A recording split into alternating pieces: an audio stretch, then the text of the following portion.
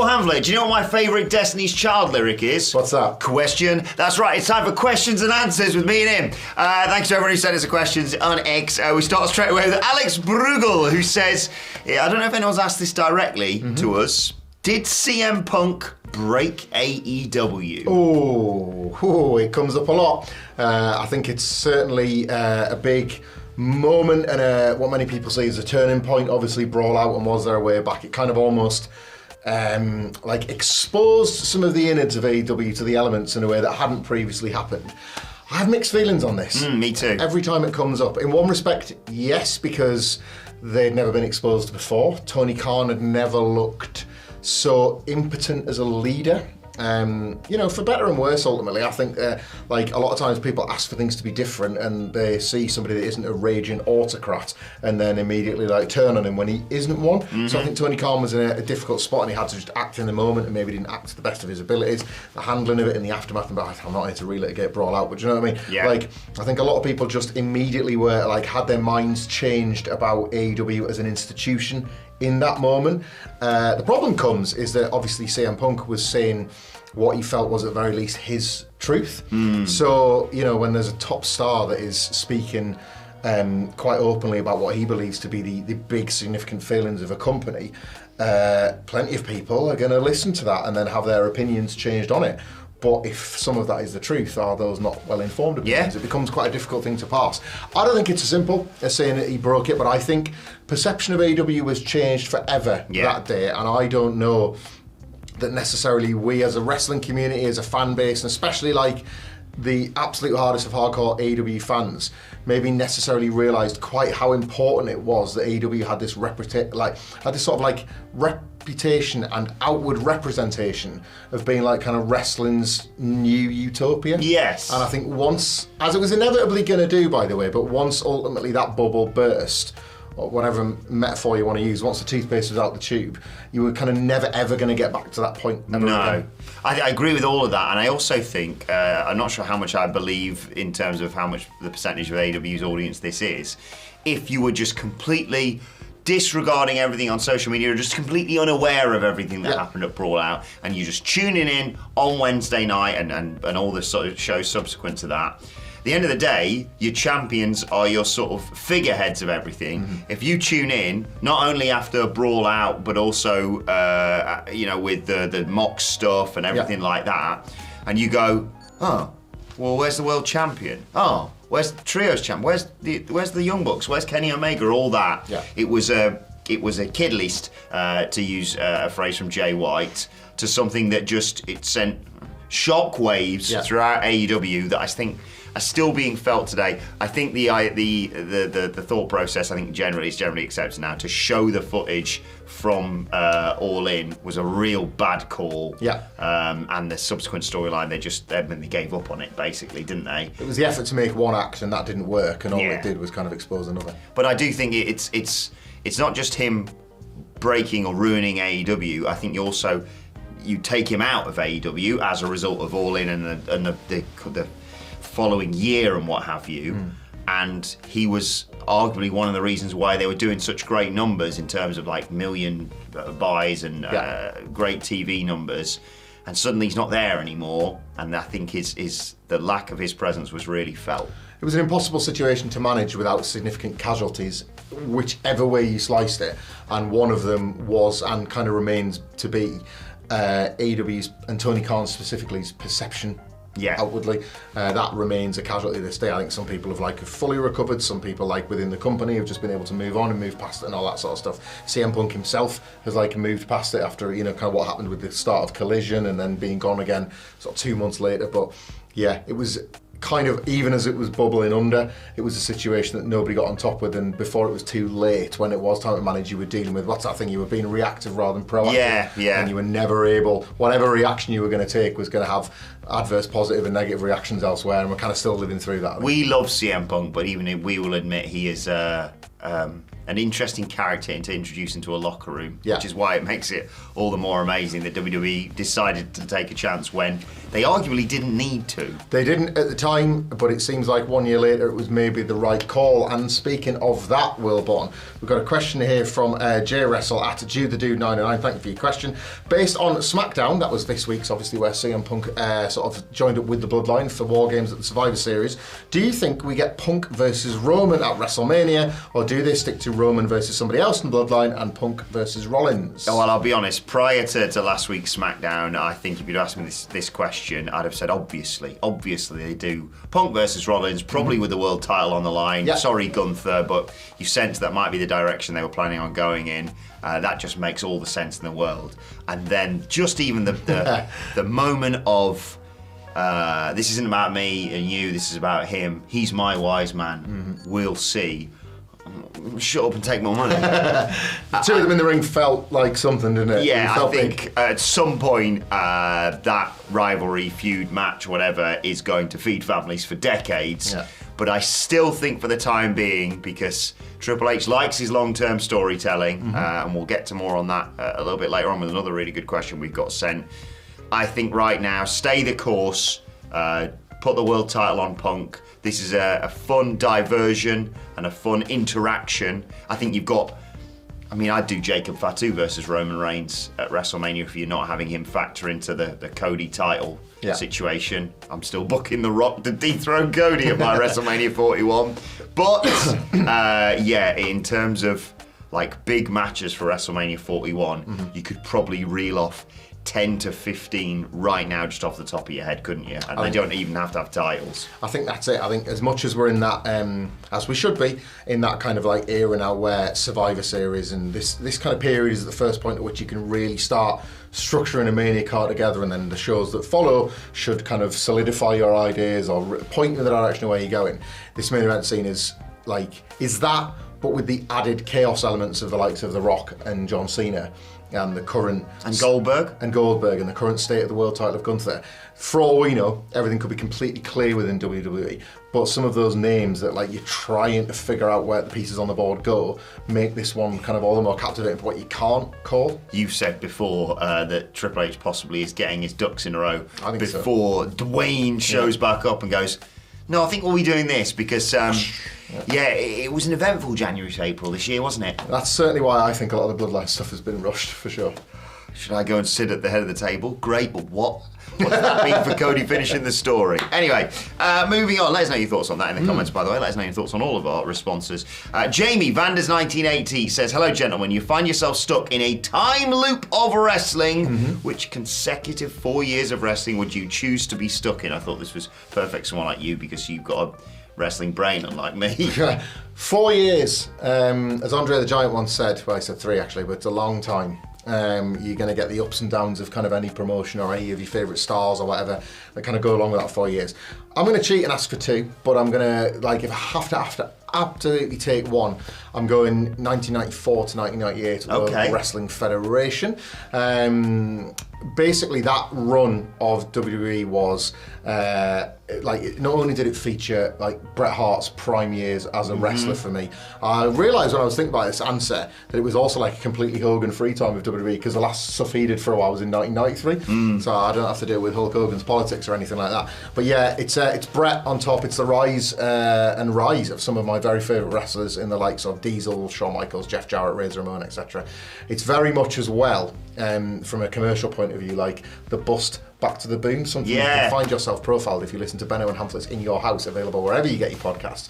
It's an era that obviously means something to me nostalgically as a fan, but whenever I rewatch is more than the warm cuddle. We've talked about Bret the Hitman Hart as a guy that turns you from a fan to a fanatic. It really, really holds up to scrutiny and holds up to rewatch. And you see the rise of Stone Cold Steve Austin in 1996, well into 1998, but kind of just winning the belt rather than becoming the made man and the top star before the complete and total Russification of WWE in 1998 and 1999. So it's just captivating to watch that company change in such a way. And to that point, this is where I'm going to cheat a little bit. People might not believe me as I'm saying this. These 4 right now, Like, yeah, we're on an ideal 2022 to right now for me. 2023 in particular was just one of my favourite years as a wrestling fan, full stop. But you know, if we're talking sort of year and company and whatever, I'm taking 2023 WWE is one of my all-time favourite years for that product, and it's pretty much carried over into 2024 as well, in a way that I didn't even expect.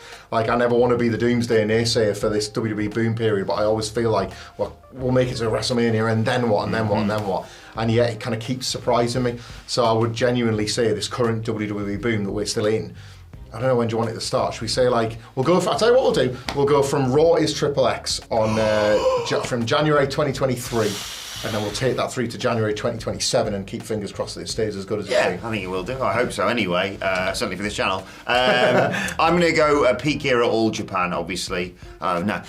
What are those years were? Take your pick, really. All of them, really. All the years. Yeah. All the years. No, look, I'm limited in my responses here because I've got a very narrow wrestling history brain.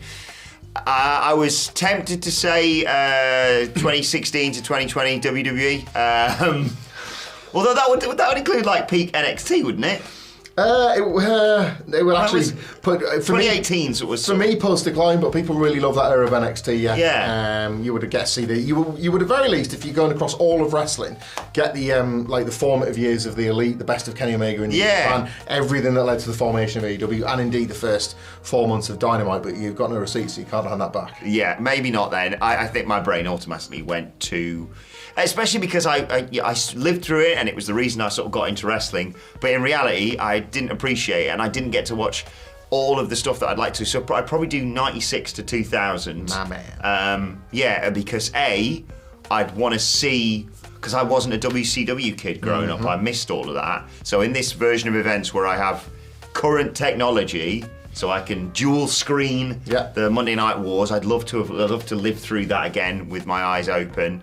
I'd love to reassess has it aged a lot of it, but also you just get to really enjoy seeing the WWF become the powerhouse that it was. Well, hoping to be yet again, and how they adapt to the change. And like you say, the rise of Stone Cold Steve Austin is good. The Rock, obviously, is better. And you got the NWO on the other side. NWO there, Goldberg. Like, I'd love to be my age now and seeing what that looks like. But yeah, right now is a great time for a WWE fan. You've got to be careful if you go into 2000, because if you switch off too soon, you might not see Triple H get good. And then if you get to 2001 and switch off, switch back on, then you've missed him being good. Yeah. So it's a really delicate period for the old Triple H ski. But yeah. What are your favourite 4-year periods? Actually, I like that question a lot. Good question. I think there's so many. Thank you, Jamie. So rooted in everybody's individual taste. I like that. Question from Torian at TalkTorian to me on X. Who are your locks for US/IC Women's Inaugural Champions? We sort of debated this with the US title thing on the SmackDown preview podcast, available wherever you get your podcast from. Daily Wrestling Podcast, of course, on there. Before this tournament started, and I've flip-flopped about this of the US title, certainly, because I thought, wouldn't it be nice to someone like Chelsea Green to win this out of nowhere? But I've changed my mind with developments regarding Jade Cargill, and I'm going Bayley for the US title. Because it's one of those things of, as much as I would love to put it on someone who, I'm going to mention Zelina Vega, for example, for the IC title, who's never really had that sort of title win, you also do expect them normally to be like, and we can always say, so-and-so was our first ever champion, and it's nice to do something like that. So I think Bayley, not only because obviously she's such a safe pair of hands, that's a real backhanded compliment, but I think it would feed in wonderfully to this storyline, because you and I are speculating whether or not she's behind this Jade Cargill attack, and how convenient Jade Cargill being taken out takes Bianca Belair out of that tournament, and takes Bayley to Chelsea Green, and then there's like Tiffany Stratton and people like that on the other side of the bracket. So it feels like that's probably, out of the people you could see that's still in it, the right choice for that. We don't know at time of recording the people in the IC title tournament. So I had a few names bouncing around in my head. Zelina Vega, as I said. Someone like a Lyra Valkyria. That's mine. Could be a really interesting choice. But I'm just going to go nice. I'm just going to go hope, maybe more than expectation. Can Dakota Kai have something nice happen to her for once, please? Yeah, good shout, yeah. Kind of the solidification of her as a singles wrestler when Damage Guitar have like won singles and tag titles, and she's not really been in the mix with it, has she? Yeah. I'd like that opportunity to go and have a run of singles matches that she just hasn't had for the longest time due to injuries and stuff. Yeah, Lyra Valkyria for me, I was dead nervous because like I just assumed you were going to take Natalya, but yeah, Lyra Valkyria made it to the final of the Queen of the Ring tournament, and that was pretty much the peak of her push in WWE, but she did come in fairly strong initially from NXT and showed me something, truthfully. Like, the women get so little time. I'm not even an advocate for these belts because I think you kind of obscure the problem rather than fix it. I think, as we see in wrestling historically, like titles, championships kind of replace creative. It just becomes, well, wrestlers fighting for titles means that you don't kind of like think of, you know, like personal issues that proverbially draw the money. So I'm not necessarily saying this is some like magic wand fix on either show, but if you're gonna strap people up, I do like the idea of someone like Valkyria getting it because they've just otherwise like lifted her out of storylines over the last few months. I'm a little bit annoyed that this women's IC title, the women's US one, it is what it is right now. It's already rolling. I'm a little bit annoyed that they haven't delayed it maybe until like the start of next year, because then you could have something amazing like just a shock surprise, like a call up from NXT. Yeah. That could be the arrival, I talk about it all the time, but that could be the arrival of Roxanne Perez on the main roster. Indeed. Win straight away. So you'd love that. Or Jordan Grace, something like that. Of just like, you might not know who this is if you're not as clued in, although you may remember her from the Rumble, and I mean, she's going to be a WWE superstar in 2025, let's be perfectly honest. Yep. Here she is, and she's been near about it, but also, I will say, I'm actually glad it's happening right now on Raw, because the women's division there hasn't really had a lot, has it? No. Especially compared to SmackDown. SmackDown's has been stronger of late. Again, not necessarily with the titles as such, just a bit of actual story development and character development between some of the big characters on that show. I'll tell you what I'll do, considering that like by the time you watch this video, you may have already seen Bayley versus Chelsea Green in the semi-final on the US side. I'll go Chelsea Green. Yeah! And then at least it looks like one of us had the intel all along. How's that we've sound? got one of the finals at least. Go. Mr. Phoenix gives us our next question. It's interesting this because we get this a lot about AEW, but less so about the Fed. And I thought appropriate having you on here, Dr. Fed, to ask you, what is the most egregious bad faith criticism of the old Fedski? Well, you don't tend to see like anybody suggesting that WWE isn't hot right now, because it's absolutely piping, mate.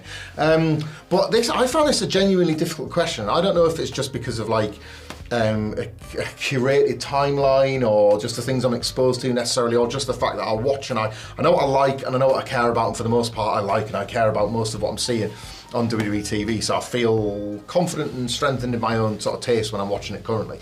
And because one of the few people I speak to daily about WWE has good faith criticism of WWE, and that's Michael Sidgwick. So and we had a bit of a chat about that over the desk before we came in the office, because I do think this is quite a pertinent question in the current landscape of wrestling conversation. One of the ones we sort of arrived at, and this is very much driven by something that Sidgwick used to say, particularly I think in 2022, and has kind of like backed off from now, is that it is just simply Vince McMahon light in terms of how it's changed since then. Like that the handover was very much, well, Triple H has studied under that learning tree, so ultimately what he will do will be broadly the same to what Vince McMahon liked. I think you can see similar production choices and similar way WWE would like their stars to be presented, but I think in terms of the storytelling, it's just night and day.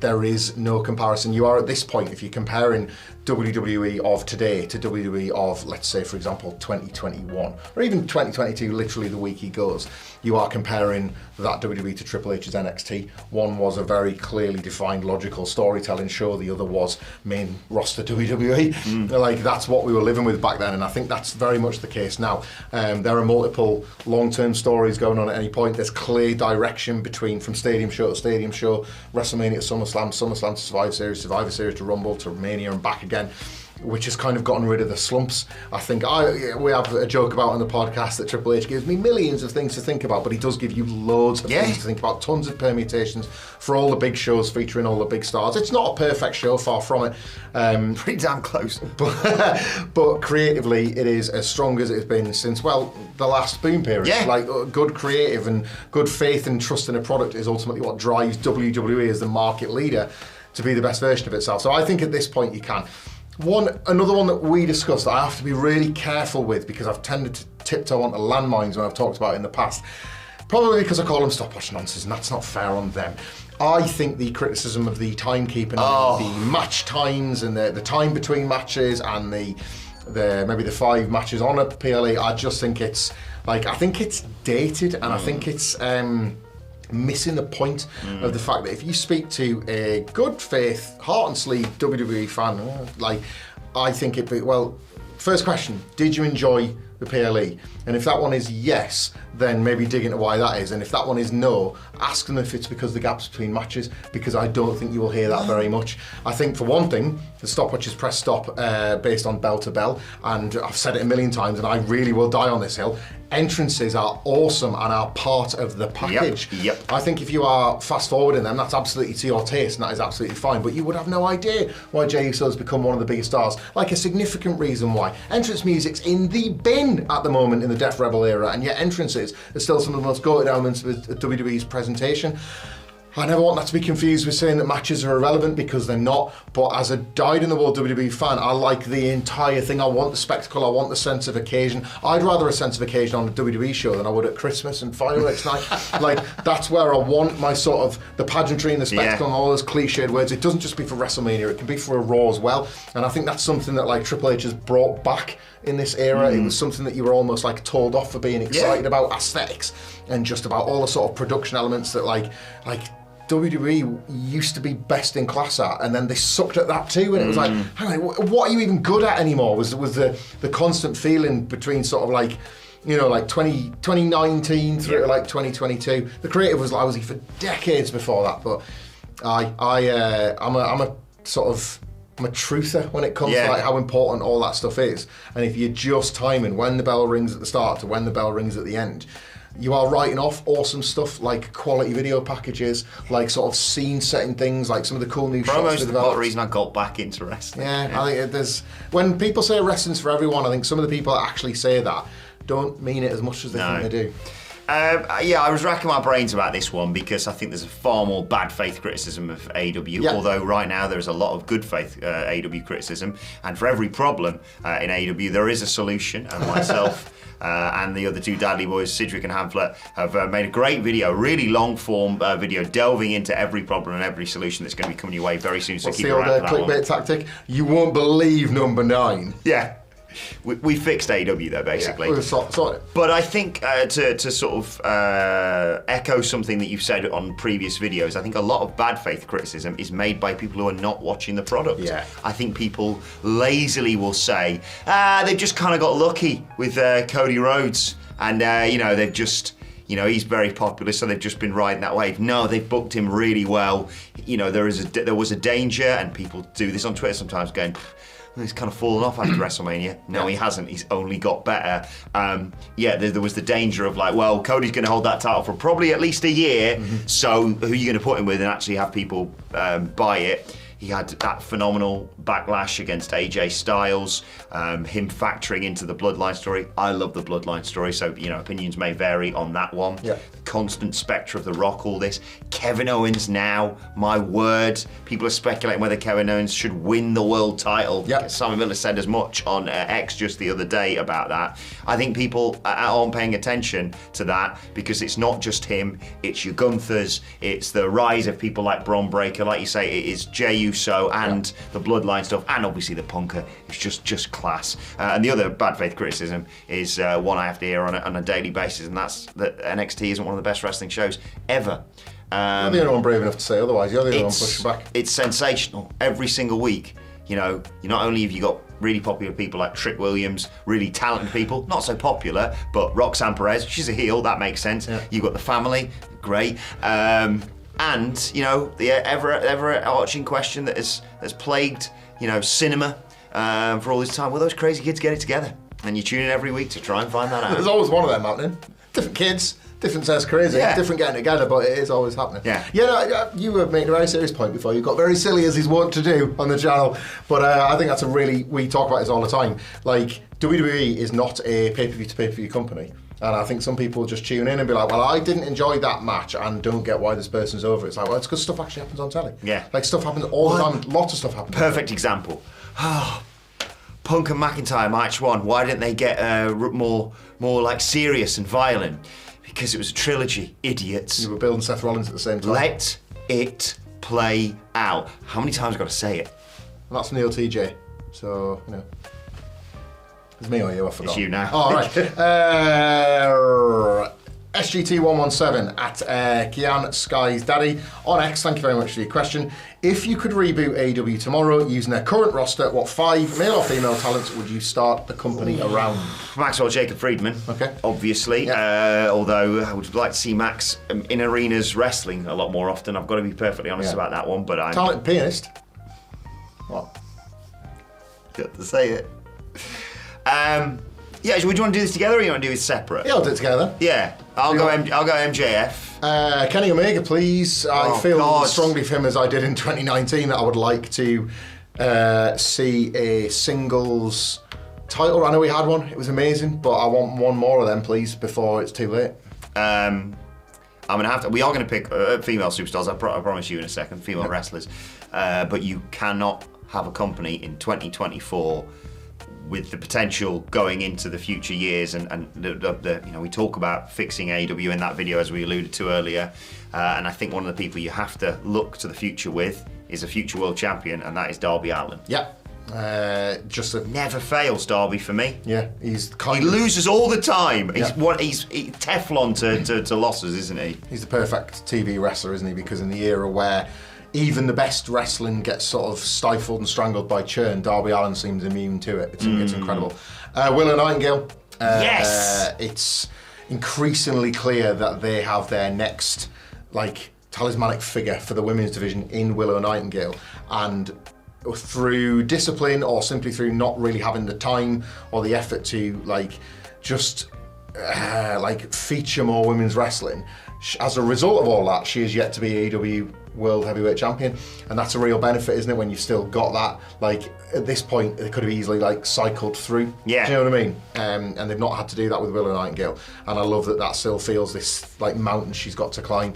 You can kind of slot her in whenever you want. She's this perfect babyface. I don't think they will fumble Willow Nightingale. I genuinely don't. What I do fear is that the division will never have enough time and creative energy to make her feel as big a deal as she had. But Toni Storm went from being not just the ace of the division to being a bigger star as well. Yeah, Tony's got to be an honourable mention here, hasn't she? So she's somebody that was more than just a divisional ace. She became this genuine breakout star as well. So that gives me hope that they'll find that with Willow Nightingale. Chris Jericho, last one for me.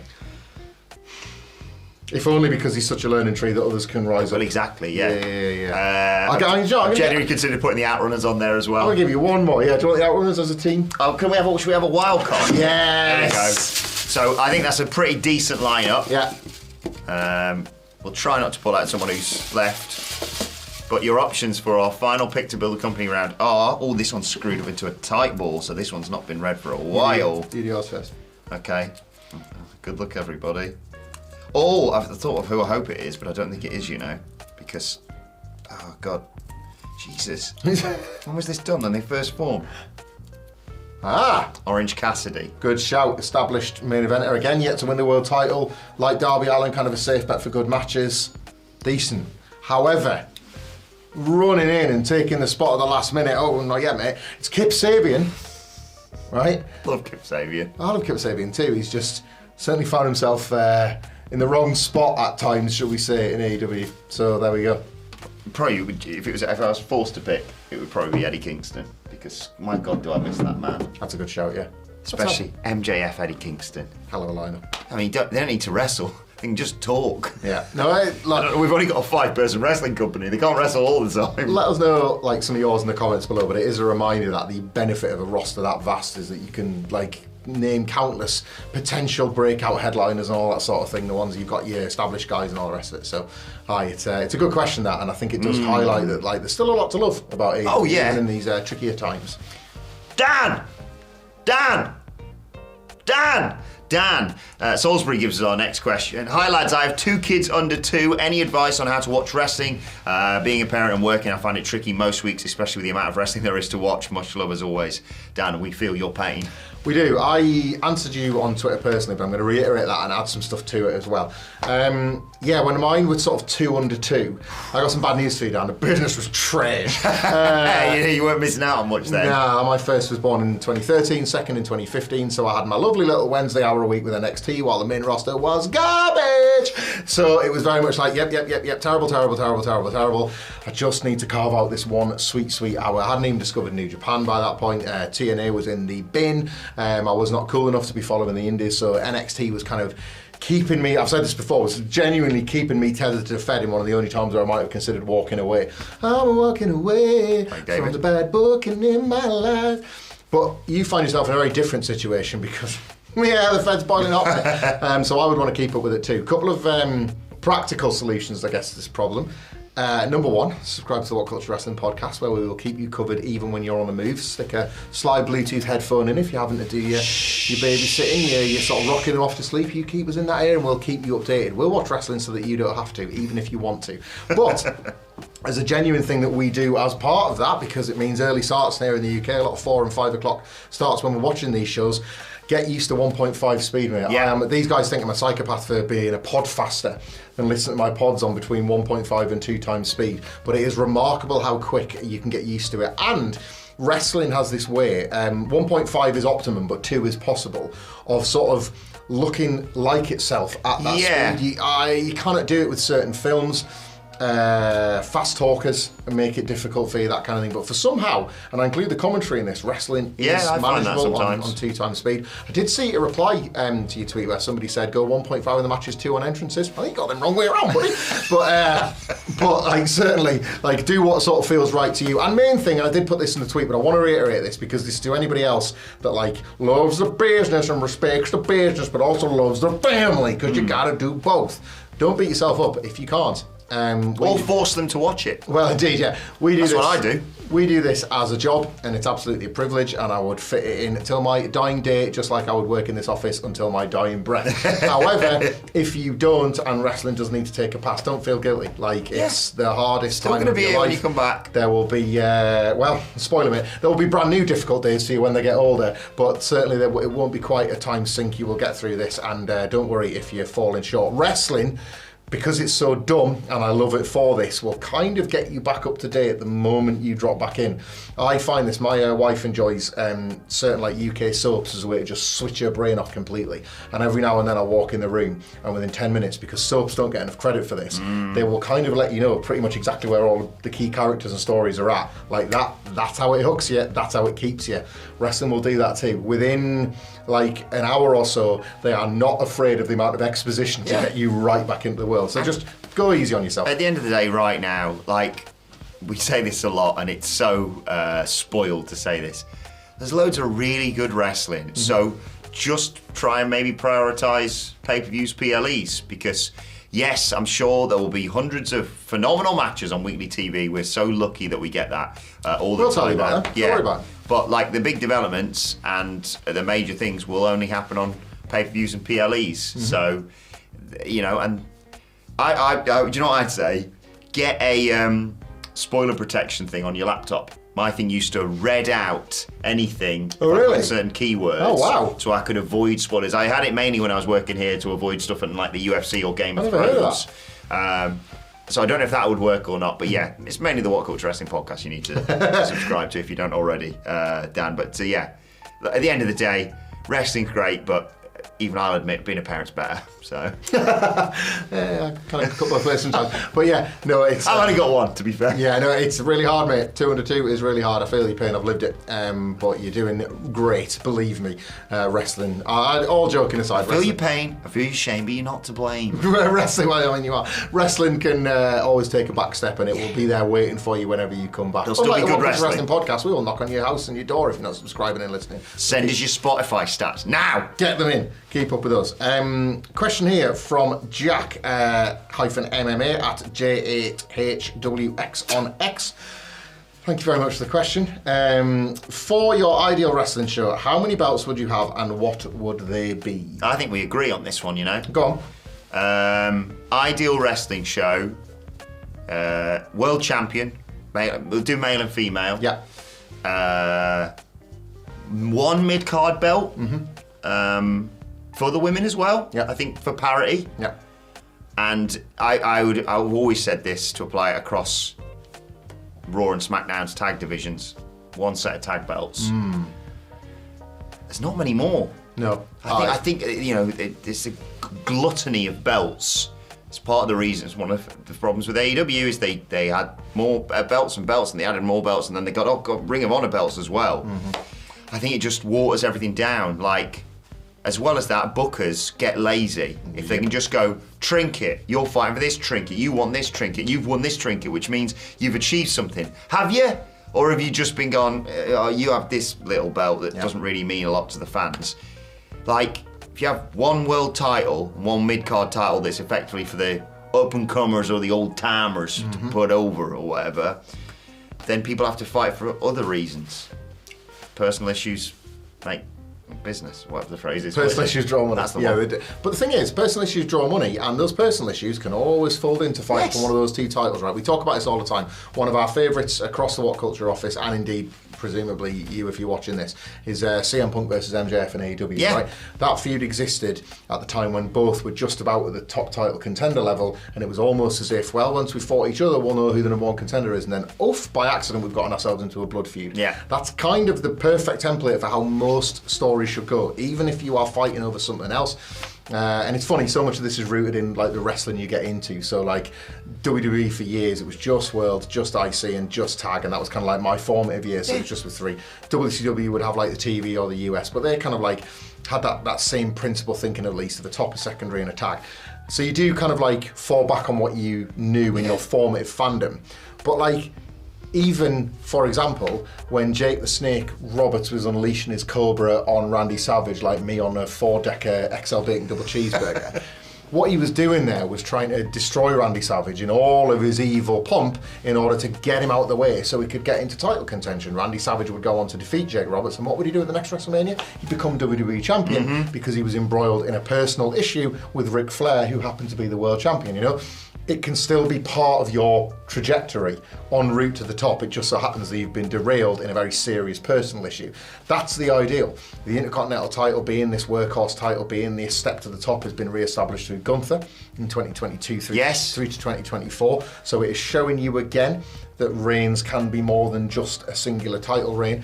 And at no point has it ever felt like he wasn't a guy with something to fight for, even when he was in between those belts.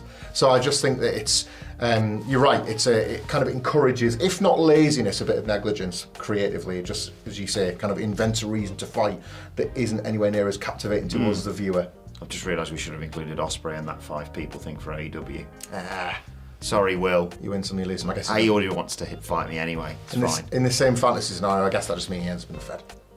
Yeah, there you go. So let's take care. Yeah, I just think keep it simple, and I think especially for like casual fans, because he's got a belt, but he's got a belt. I think the only extra belt I'd allow is if Muhammad Ali's family have given you a belt, then that's kind of fair enough.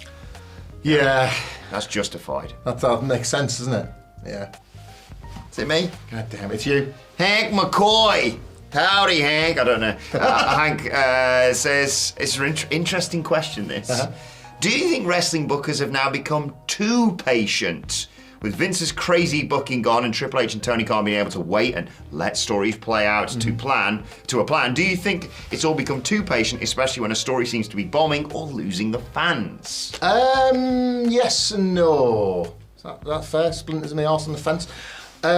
You kind of need to do both all the time, and nobody can, and that's why no wrestling show is ever perfect, right? So it is a show of good faith to keep a story going if you believe in it. It's a management choice. You have to remember this is a place at work. So if you've told some wrestlers that they're going to see something through, and then you pull the plug on that, as we saw for decades in WWE. That like destroys morale. It kind of destroys faith in the process and the system. So for the most part, and for fans, indeed, why should I bother investing? Good practice is to see things through as best as possible. And then this is why it's really hard to be the booker, because at the same time you need to have your finger on the pulse, and if something isn't working, you need to mercy kill it. We are recording this 24 hours after Tony Khan did just that in AEW with Mercedes Moné and Camille. It was a storyline put together shortly before the Wembley match between Mercedes and Britt Baker, and it felt as if it existed for a very obvious purpose. That purpose was never fulfilled. They're doing the Diesel run, weren't they? Yeah, Jamie Hayter was never brought back in as like the foil for Camille on the night. Camille had a couple of matches that weren't that well received. She was then cast as a kind of like lunk-headed thug who makes mistakes rather than actually being a genuine heater. Everybody kind of turned on it. The buildings went quiet. It made no discernible difference to business, and indeed they have seemingly just cut that one now and just sort of done away with it. And nobody's going to complain. If anything, people are going to look at that as a bit of a escape hatch for the Mercedes Moné character and potentially Camille. Who knows? So it's tricky. You kind of do have to do both. But best practice is if you see one of them ones failing or dying on the vine, attempt the fix before the mercy kill, and if the fix fails, get rid. Yes, I think that's fair. It'd be a very interesting, obviously, Papa H is Booker and Crook of the Year yet again.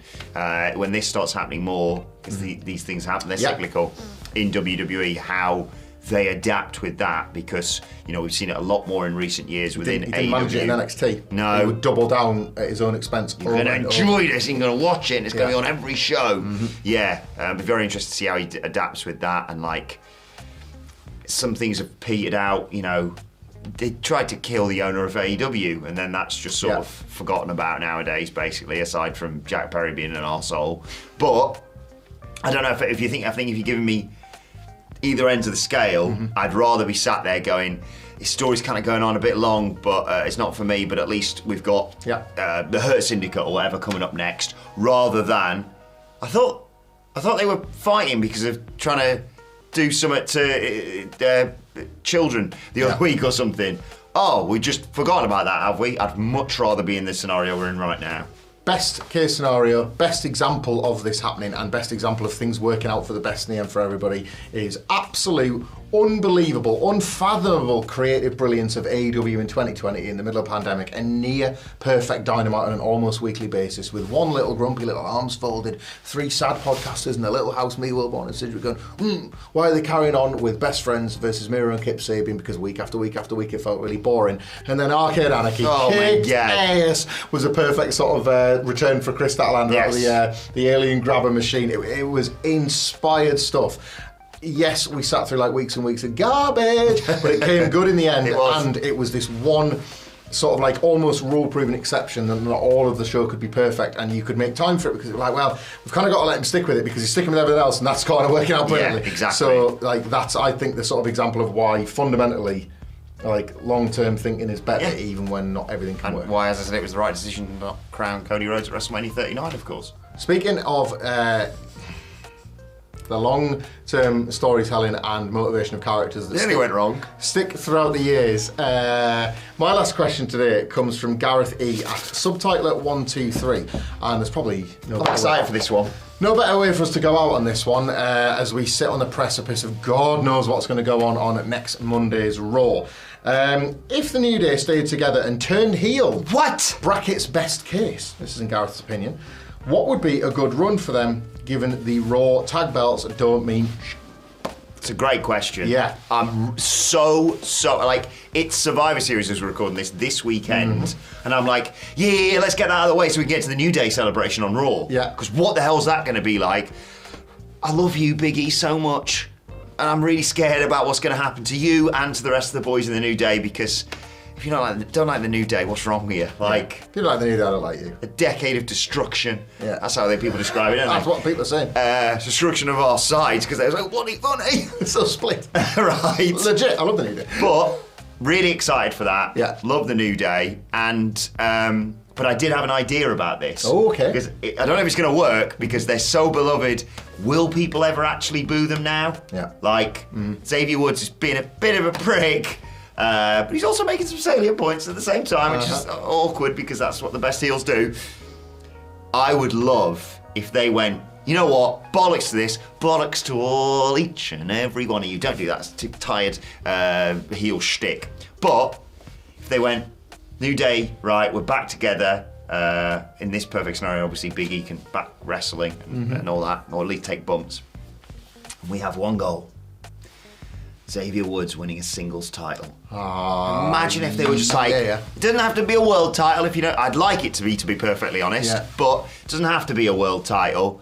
If they just started, just like, lads, come on. What's this? You're the new day-rags. No, we just cheat all the time. And like, they're proper arseholes, and even American Made are like, no, that's our thing. Cheating through the Rumble. That's getting the shot of wrestling. I love it. I absolutely love that. I'm Jesse Spano when it comes to this week's Monday Night Raw, because I'm so excited. I'm so scared. Like, I just don't know which way it's going to play out. I kind of love the idea of doing a night of clips. You know when there's like a wedding on Raw? I feel sick. Yeah, when there's a wedding on Raw, and it's always kind of like putting the main event segment because they can do silly bollocks in the night, and it does tend to draw as well.